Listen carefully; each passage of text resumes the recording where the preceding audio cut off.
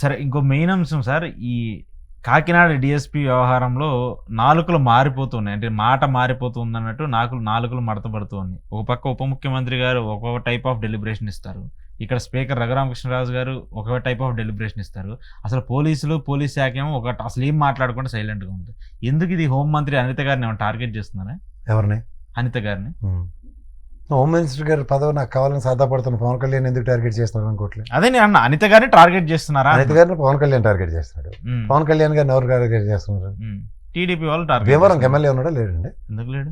ఆయన వాళ్ళు జనసేన ఎమ్మెల్యేనే కదా. సరే, డిప్యూటీ స్పీకర్ గారు ఏమైనా డిఎస్పీ కాంట్రాక్ట్ సర్టిఫికేట్ ఇవ్వడానికి ఏమైనా స్పెషల్ డిప్యుటేషన్ మీద సెంట్రల్ రా కమిటీ ఏమైనా పంపించింది అయ్యింది?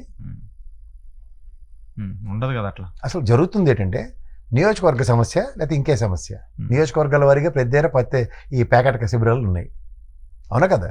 సో ఉన్న దగ్గర ఒక భీమవరంకి సంబంధించిన ఆ ఎమ్మెల్యే ఎందుకు రెస్పాండ్ కాలేదు? పవన్ కళ్యాణ్ గారు వాటర్ కెపాసిటీతో అక్కడ రెస్పాండ్ అయ్యాడు. అండ్ నాకు తెలిసి డిప్యూటీ చీఫ్ మినిస్టర్ అనేది ఒక అలంకారప్రదమైన ఒక పదవి, అలంకారం ఇచ్చారు అంతే. కానీ ఒరిజినల్గా ఆయన పంచాయతీరాజ్ శాఖ, పర్యావరణ శాఖ, ఇంకోటి శాఖ అండి సైన్స్ అండ్ టెక్నాలజీ, అలాంటి వాటికి మంత్రి అయిన క్యాబినెట్ హోదా కలిగింది. అనితమ్మ గారు క్యాబినెట్ హోదా, హోంమంత్రి. ఆవిడకైతే ల్యాండ్ ఆర్డర్ ఆవిడ చేతిలో లేదు, ఓన్లీ సెల్యూట్లు తీసుకునే పదవి. ఇంకా మిగిలింది ఏమనుంది? ఈ డిప్యూటీ స్పీకర్ గారు అసలు అసెంబ్లీలో జరుగుతున్నట్లయితే ఏమైనా ఉంటే సమాధానం చెప్పాలి, అక్కడ ఏదైనా సంధానపరచాలి. అసెంబ్లీ బయట కూడా స్పీకర్ అయితే ఎలా? అది రాజ్యాంగబద్ధ పదవి. ఓ డిఎస్పీ కాంట్రాక్ట్ సర్టిఫికేట్ ఇవ్వడానికి ఈయనకి ఏ కెపాసిటీ ఇస్తున్నాడు? లేకపోతే ఈయన కన్సర్న్లు ఏమైనా నడుస్తున్నాయి?